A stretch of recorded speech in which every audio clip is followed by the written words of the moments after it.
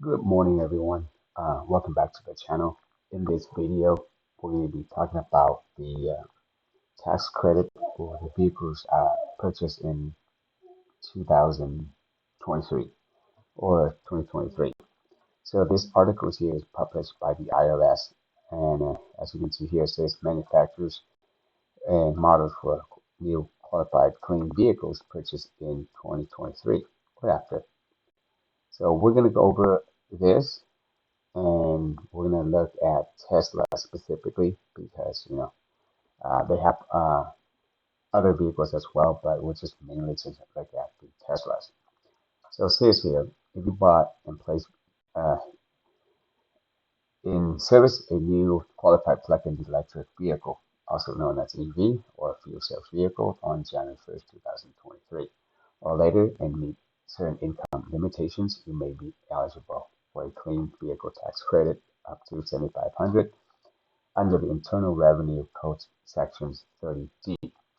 So for to qualify for the tax credit and then to get back the 7,500, first off, you have to have tax liability. So in other words, like to claim it back. So if you don't work or if you don't do anything, you don't pay the taxes, then there's nothing for you to claim.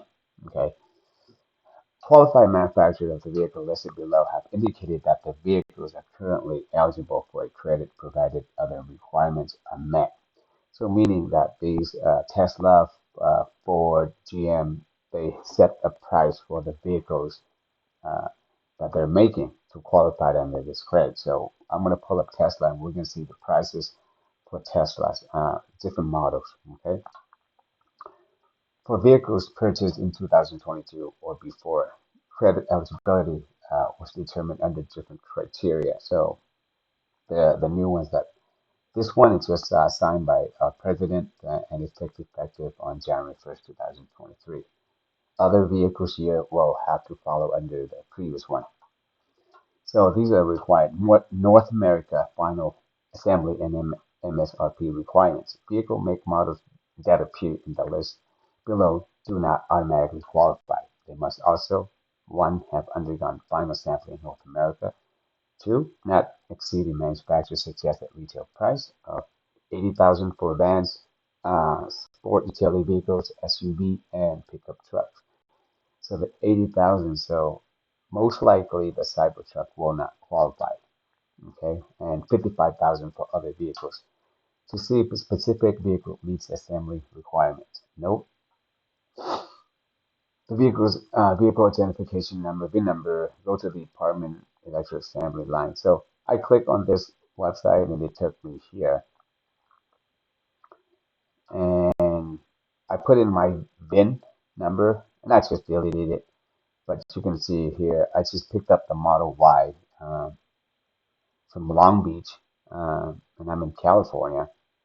Anyone would think that I with the vehicle that I would be picking up would be in Fremont, but instead I got the vehicle from Texas. So I guess Texas is just rapid excessive production, so they just ship it over to California. But let's go down. So like I said, here the list of different manufacturers. You can see Audi, Ford, General Motors, Kia. And let's go to look at Rivian too. It's just out of curiosity, 80,000. So for SUVs, because they have the R1S and R1T, if it they might have to adjust it to 100,000 to qualify for this, which is awesome. Okay, but let's look at Tesla. Here you go. Here's Tesla. We have, I don't know why they have like a lot. So the Tesla Model 3 rear-wheel drive, it says 55,000.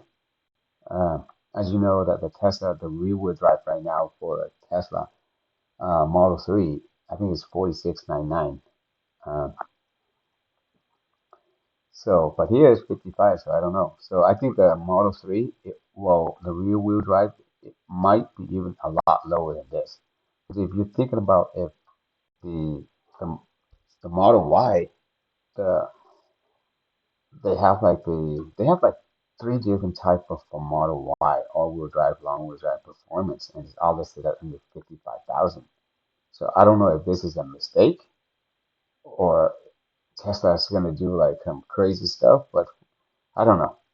But I'm thinking if they might lower the Model Y to maybe under 55,000, so they probably maybe about, I would say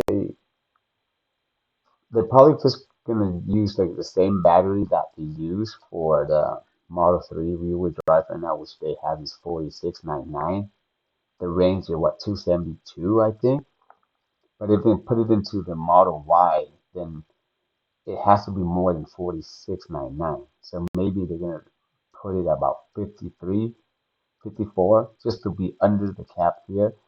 And I don't think the long range is gonna be 55.